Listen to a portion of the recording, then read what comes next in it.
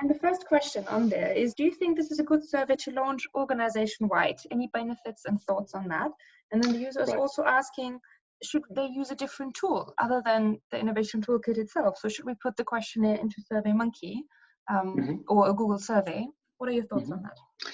Look, I mean, I think that two elements of that, Johanna, and I'm sure that you perhaps have some input as well, but I think that organization-wide is always difficult because organization-wide depends on buy-in from, a lot of times buy-in from the top. And there are tools incorporated in the toolkit as to how to have conversations with governing bodies. There's a specific tool designed and built around that so that you are able to highlight the benefits of innovation and start having discussions around why it can be important for an organization. In fact, I think that one of the silver linings that is going to come out of this coronavirus issue is really highlighting the need for innovation at all times and at all levels of organizations.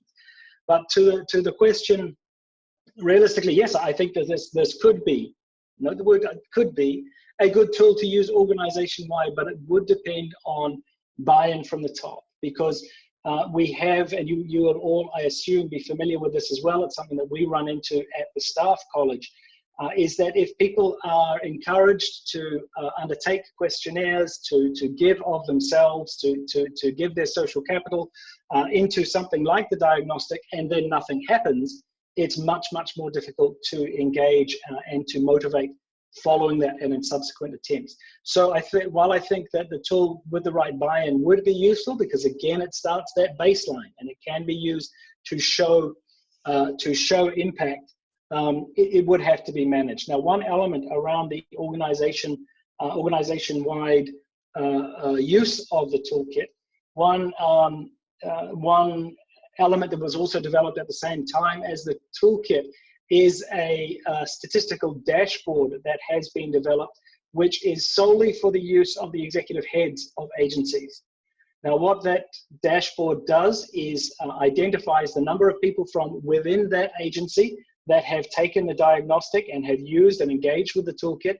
It shows the result, it anonymizes, but it shows an aggregate of the results of the tool across the agency, and it shows the most recommended tools from within the agency as well. So that's as a decision-making tool for the executive heads and for their officers, but also it also allows for conversations to start at that executive level. So a difficult question, but I do think ultimately that it would be worthwhile.